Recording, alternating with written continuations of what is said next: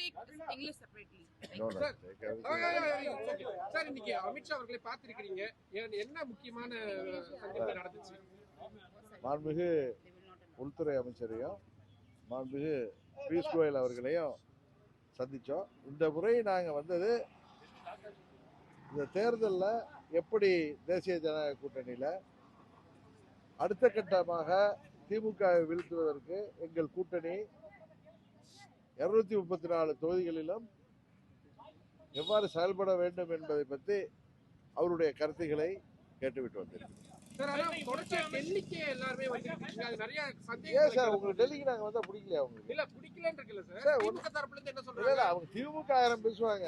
அவங்க என்ன டெல்லியில எங்க மந்திரியா இருந்து அசிங்கப்பட்டவங்க நம்மளுக்கு தெரியாதா? எல்லாரும் அரெஸ்ட் ஆனது என்ன ராமகிருஷ்ணன்? அதனால இப்ப உங்களுக்கு தேசிய ஜனநாயக கூட்டணி பாஜக தலைமையிலான கூட்டணி. அங்க தமிழ்நாட்டில் தேசிய ஜனநாயக கூட்டணிக்கு திரு இபிஎஸ் அவர்கள் அதிமுக தலைமை தாங்குது. பிஜேபிங்கிறது ஒரு தேசிய கட்சி.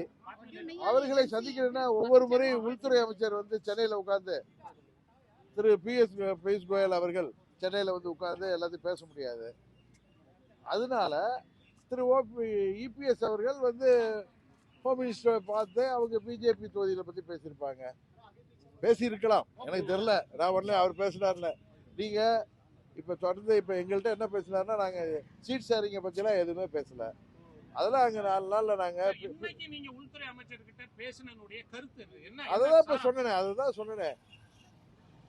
நம்ம இந்த தேர்தலை எல்லா கட்சிகளும் 234 தொகுதிகளில் எப்படியெல்லாம் நாம் அதை எதிர்கொள்வது, பீகாரில் அவங்க எப்படியெல்லாம் தேர்தலை எதிர்கொண்டு மாபெரும் வெற்றி பெற்றார்களோ அதுபோல இந்த தேர்தல்களில் நடக்க இருக்கின்ற 26 தேர்தலில் நமது தேசிய ஜனநாயக கூட்டணி எப்படி ஒற்றுமையுடன் எல்லா தொகுதியும் செயல்பட வேண்டும் என்பது சம்பந்தமாக பேசுவதற்கு தான் என்னை அழைத்திருந்தார்கள். அதை பற்றி நான் தான் போட்டியில்லை, ஏற்கனவே சொல்லிட்டேன்.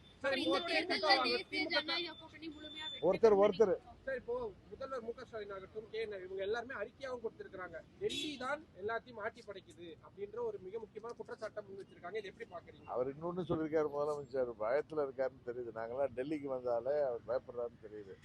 இப்ப போய் என்ன தமிழ்நாட்டுக்கு வர வேண்டிய நிதிகளை பெற்று தர மாட்டார்களான்னு நீங்க டெல்லியோட சரியான ஒரு புரிதல் இல்லாமல் நீங்க குழாயடி சண்டை மாதிரி அவர்கள்ட்ட போடுறப்ப தேர்தல் ஆணையம் நோட்டிபிகேஷன் ஆனதுக்கு அப்புறம் நாங்க எப்படி நிதியை பெற்று தர முடியும்? இது தேர்தல் காலம், தேர்தல் அறிவிக்கப்பட்டது. இந்த நேரத்தில் நாங்க தேர்தலை எப்படி திமுக வீழ்த்துவதற்கான எங்களுடைய ஸ்ட்ராட்டஜி என்னங்கிறத பத்தி தான் நாங்க திங்க் பண்ணிட்டு இருக்கோம். இன்னொன்னு, தமிழ்நாட்டுக்கு வர வேண்டிய நிதிங்கிறாங்களே, இந்த 12 ஆண்டுகள்ல கிட்டத்தட்ட 12 லட்சம் கோடிக்கு மேல் நிதியை மத்திய அரசாங்கம் கொடுத்திருக்கு. இன்னும் சொல்ல போனா 2004 இருந்து 14 வரைக்கும் டிஎம்கே காங்கிரஸ் கூட்டணியில இருந்தப்ப 3 லட்சம் கோடி தான் பணமே வந்திருக்கு.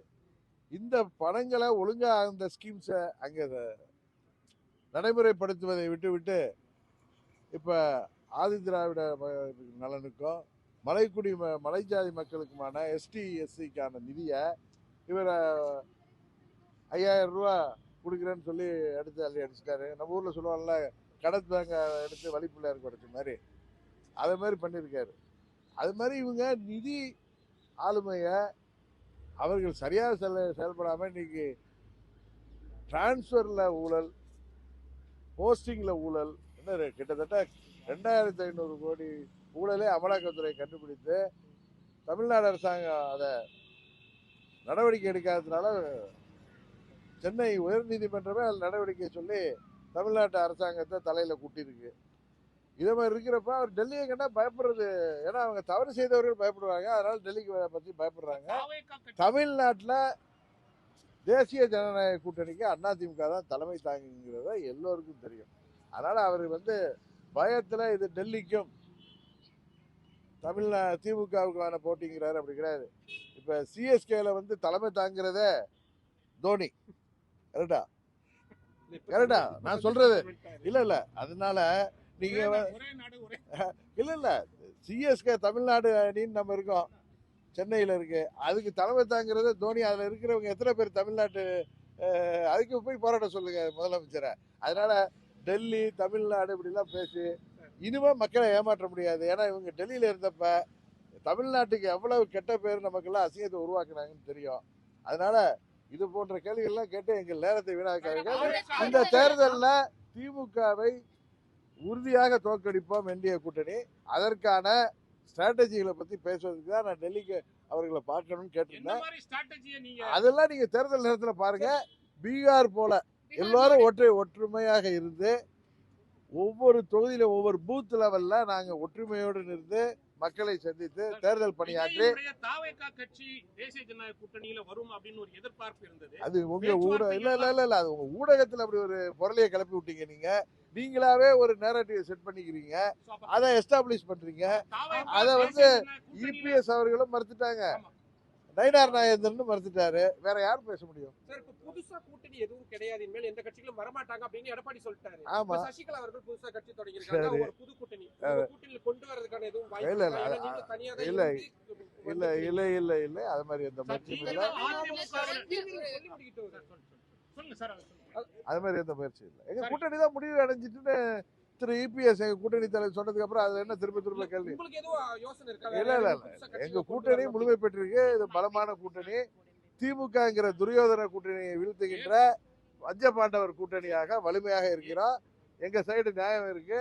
தமிழ்நாட்டு மக்கள் எங்களுக்கு வாக்களிப்பார்கள். நீங்க இருந்தது அதிமுக, டிடிவி தினகரன் இருந்தது அதிமுக, நீங்க அவங்கள பயங்கரமா சொன்னல அவர் கேட்பாருன்னு. இப்ப இதுதான் இந்த கேள்விதான் ரொம்ப. இப்ப தேர்தல் நேரத்துல நீங்க இருந்தது அதிமுக, அவர் நீங்க இருக்கிறது இல்ல சார். இப்ப அவங்க தனியா கட்சி ஆரம்பிச்சு டாக்டர் ராமதாஸ் கூட கூட்டணியா வச்சிருக்காங்க. இந்த அவங்க தனியா போனது உங்களுடைய கூட்டணிக்கு வெற்றிக்கு பாதிக்கும் அப்படின்னு நினைக்கிறீங்களா சார்? திமுகங்கிற தீய சக்தியை தமிழ்நாட்டு மக்கள் வீழ்த்துவதற்கு தயாராகி விட்டார்கள். அதுக்கு ஒரே ஆல்டர்னேட்டிவ் அதிமுக தலைமையிலான தேசிய ஜனநாயக கூட்டணி. இப்ப முதலமைச்சர் டெல்லியில இருந்து எங்களுக்கு ஃபண்டு வரலன்னு குறை சொல்றாரு. தமிழ்நாட்டுக்கு வேண்டிய நிதியை நாங்கள் எளிதாக பெற்று தருவதற்கான கூட்டணி தான் தேசிய ஜனநாயக கூட்டணி.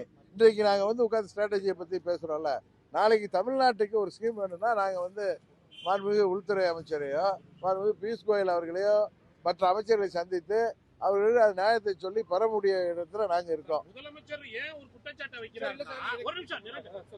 ஏற்கனவே இருந்த பாஜக போன்ற கட்சிகள் வந்து திமுகவுக்கு எதிராக செயல்பட்ட, அரசுக்கு எதிராக செயல்பட்டாலும் கூட மத்திய அரசு கிட்ட இருந்து நிதியை பெற்றுத் தருவதில் எந்த ஒரு முயற்சி மேற்கொள்ளவில்லை அப்படின்றதுதான் முதலமைச்சருடைய குற்றச்சாட்டு. இல்ல முதலமைச்சர் தப்பான குற்றச்சாட்டு வைக்கிறார். அவர்கள் சரியான நிதி நிர்வாகம் பண்ணாம மத்திய அரசு நிதியை எல்லாம் எந்த திட்டத்துக்கு ஒதுக்கப்பட்டதா இவர்கள் கடை தேங்காவை எடுத்து வழிப்பிள்ளையாருக்கு உடைக்கிற மாதிரி உடைக்கிற காரணத்தினால, இன்னொன்னு கபலீகரம் செய்கிற காரணத்தினால மத்திய அரசாங்கம் யோசித்து நிதியை தருகிறார்கள்.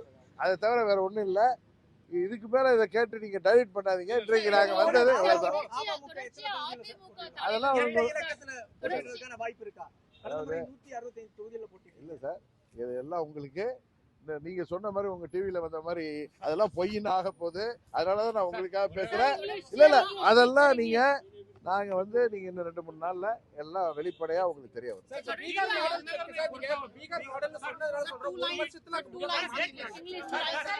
பீகார்ல வெற்றி பெற்ற மாதிரி பெறுவோம்.